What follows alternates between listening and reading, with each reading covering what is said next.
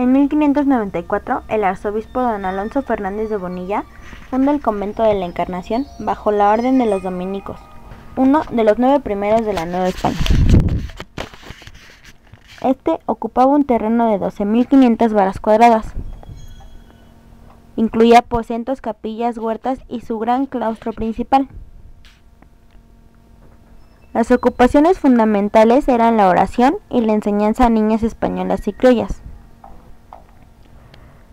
El convento de la Encarnación estaba considerado uno de los mejores y más importantes de la ciudad por su bello y rico monasterio.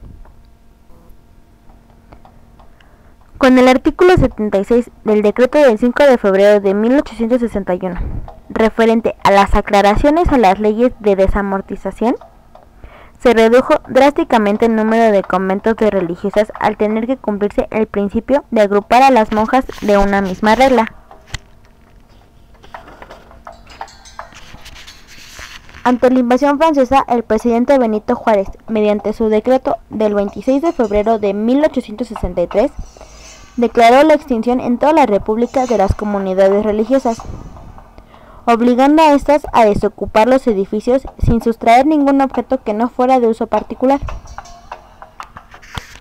Las religiosas de la Encarnación pudieron regresar a su convento original el 5 de junio de 1863. Lo encontraron disminuido en su espacio por la enajenación de algunos de sus lotes. Fueron exclaustradas definitivamente de 1867. En 1861, el edificio fue ocupado por el Batallón de Guardia Nacional de Luevos, al que se le asignó el patio pequeño. En ese mismo año se propuso que otra parte del inmueble sirviera para alojar a la Escuela de Artes y Oficios, que ocuparía el patio central para su galería de pinturas y exposiciones agrícolas, mineras e industriales. Proyecto que se consumó en 1865. Año en que el exconvento se destina a las exposiciones anuales de productos agrícolas, mineros e industriales. En el resto del edificio y casas contiguas a él se estableció la Escuela de Artes y Oficios. En 1868, en el patio principal, cuyo acceso era por la calle de la Encarnación, se instaló la Escuela de Jurisprudencia. En este mismo año, en el patio cuyo acceso era por la calle de Santa Catalina de Sena, se instaló la primera escuela para señoritas bajo el nombre de Escuela Secundaria de Niñas. Se convirtió después en la normal para señoritas.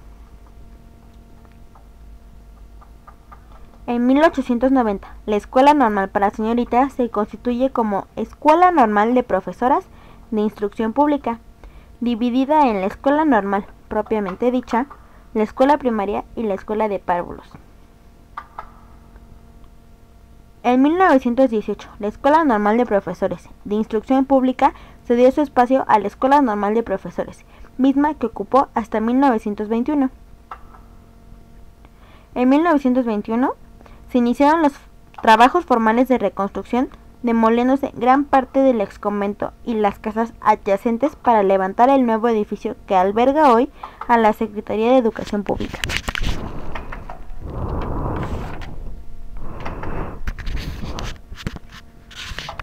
En el edificio de la calle de Argentina, Diego Rivera pintó, entre 1923 y 1928, los muros de los corredores, cubos de escaleras de elevadores que enmarcan el primer patio o patio del trabajo, donde, en la planta baja, están plasmados diversos trabajos inspirados en las distintas regiones geográficas del país.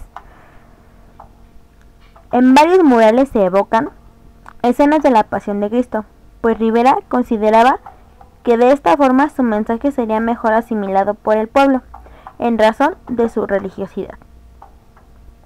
En el primer piso, debido a las características y dimensiones reducidas de las paredes, el artista optó por pintar grisallas, murales en claroscuro sin color, que representan el trabajo intelectual, las ciencias y las artes en México. En el segundo piso, Rivera exalta a los héroes del trabajo y de las luchas revolucionarias, destacando los murales sobre Cuauhtémoc, Felipe Carrillo Puerto, Emiliano Zapata y Otilio Montaño. En las paredes de las escaleras interiores de este patio, Diego pintó paisajes naturales y de humanos de México, desde sus litorales hasta el altiplano. Y en el segundo patio, de Juárez o de las Fiestas, en los muros de la planta baja, Rivera representó las tradiciones del pueblo de México y sus festividades populares y religiosas, también políticas. En la pared norte de este patio se conservan 2 frescos del artista Jean Charlot y 2 más de Amado de la Cueva, quienes pintaron estas obras a pesar de la oposición de Rivera. En el primer piso está decorado con los escudos de armas de los estados de la República, pintados por los asistentes de Diego. En el segundo piso, a lo largo de 26 murales, se ilustran las estrofas de 3 corridos: La balada de Zapata, la revolución agraria de 1910 y Así será la revolución proletaria. Los murales constituyen una alegoría de la Revolución Mexicana y una crítica mordaz a los opositores y detractores del muralista. Se pueden destacar los murales El Arsenal, donde la figura central es Frida Kahlo y también aparece David Alfaro Siqueiros, y Los Sabios, que incluye a José Vasconcelos de Espalda, como reflejo del antagonismo ideológico que se había generado entre este y Rivera.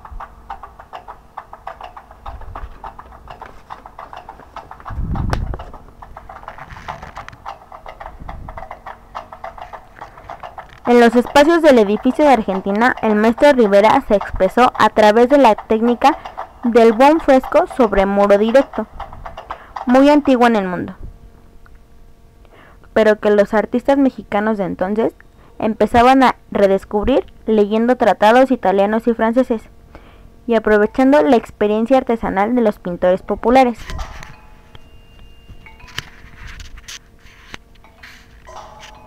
En el año de 1950, y con autorización de Diego Rivera, los murales de la primera sección de la planta baja del Patio del Trabajo, la zafra, la sandunga, el paisaje del Istmo, la salida de la mina, el entierro del peón y la danza del venado, entre otras, y sus respectivos entrepaños, se cubrieron con una película gruesa, cuyo componente principal fue la parafina, quizá pensando que esta aplicación protegería los murales del polvo, la contaminación ambiental y de la humedad provocada por el agua de lluvia.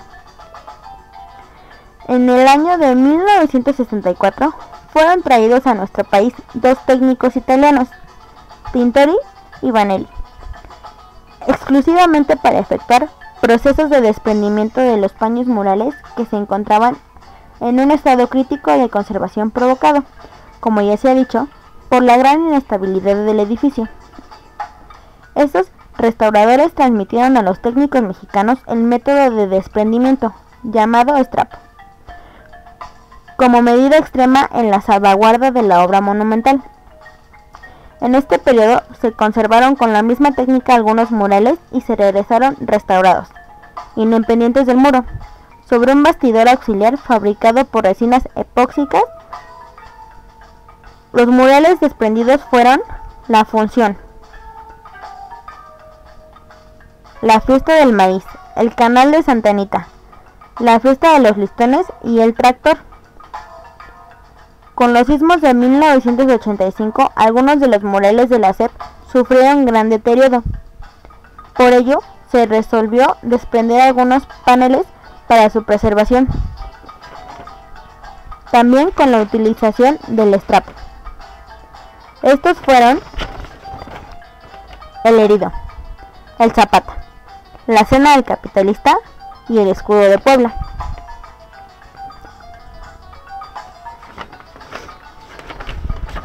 Los salones fueron decorados con dibujos de Adolfo Best.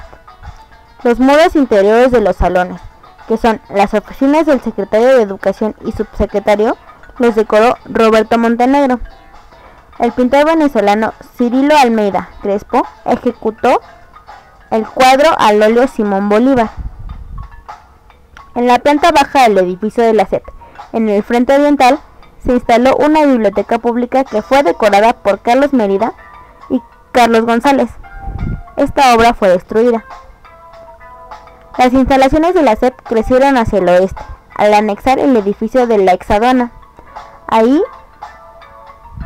el cubo de la escalera monumental fue donde David Alfaro Siqueiros pintó la técnica de piroxilina y acrílico sobre soportes de celotex, novopan y tela de fibra de vidrio, el mural llamado Patricios y Patricidas. En lo que fuera el Templo de la Encarnación, Roberto Montenegro realizó en 1924 un fresco sobre muro directo titulado por la Unión de América Latina en el muro poniente que corresponde al ábside del templo.